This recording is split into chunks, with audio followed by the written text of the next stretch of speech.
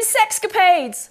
There, we've said it. Now let's move past the sensationalism and take a proper gamer's look at the corker that is Mass Effect.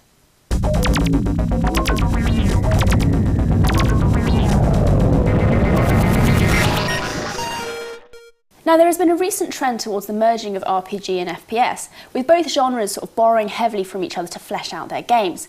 And in all honesty, I think Mass Effect is the most successful attempt at this to date. I mean, it definitely comes in on the RPG side with at least as much conversation as there is combat. And so if you're one of those people who just wants to get their frag on or likes to sort of hammer the start button all the way through dialogue scenes, you probably won't like it.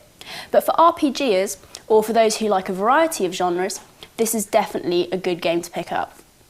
So some backstory for those who may have missed it. This is the first of an epic space trilogy, and you play as Commander Shepard, an elite human soldier in the 22nd century trying to defend humanity, nay, the galaxy, from a peacekeeping agent gone rogue. There is an overarching political plot to the action you undertake, and various themes run through it, including the relationship between humans and the other alien races in the galaxy, and the relationship between artificial and biological life.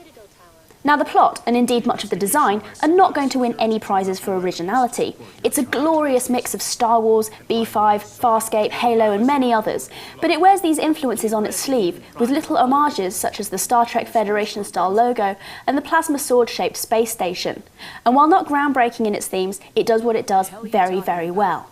The plot is interesting and deep, with twists that you won't always see coming. The universe also feels detailed and populated, and you can read through your codex, which updates throughout the game, giving you background information on the different races, the history and politics. And the masterstroke is that you really do feel like a part of the whole thing. The plot involves you, not just politically, but emotionally, with the depth of the role-playing element. You can even forge relationships or romances with others that you encounter. Right from the start, you're given choices which make you invested in your character. You can choose Shepard's sex and customise his or her appearance, and you get to choose between 9 different combinations of backstory, which instead of just being forgotten about, will be referred to by NPCs. So I found myself thinking not, how can I get the most info or beat the game, but how would my character act under these circumstances? And the dialogue trees not only give you options to discuss different subjects, but let you choose the tone of how you say it, so you will quickly find a personality developing for your character. This plays into the game's Renegade versus Paragon path structure and will start to affect how characters treat you and the options open to you, and even, ultimately, which of the 2 endings you arrive at. Now the writing is good, and the voice acting throughout is absolutely excellent. And the variation in the spoken dialogue from the gist that you select on the wheel really does keep things fresh. But be warned, there are going to be the odd few moments when Shepard does something a little unexpected. Oh my god! What did you do? The character class you choose will give you specialisation in either fighting, technology, or the manipulation of Mass Effect, or a hybrid of 2 of these, and this will affect your gameplay and tactics. Combat is still stat-based, but it is real-time rather than turn-based, and makes you feel much more integrated with what's happening. Think Oblivion with guns. It also allows for a variety of playstyles, so if you're more into your run and gun, and you've picked a soldier class, you can approach combat like it was a straight shooter. If you're more into RPG-style combat, you can happily mix up the gameplay by pulling up menus to implement various funky skills, such as tech jamming or biotic throws. The same applies to how you play your teammates.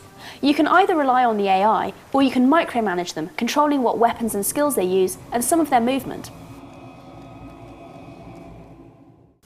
Awesome as this game is, there are still a few little gripes. There's no decent way of organising your inventory, and the lack of detailed tutorials makes the first few hours pretty tricky as you have to work out a lot of it for yourself. Loading times can be quite long, and cutscenes tend to come after checkpoints, and you can't skip them either.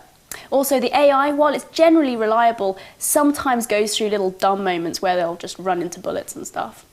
But none of that should detract from what is overall a very solid game, with an excellent story and characters you really care about, immersing you in the world and driving you on. 5 stars.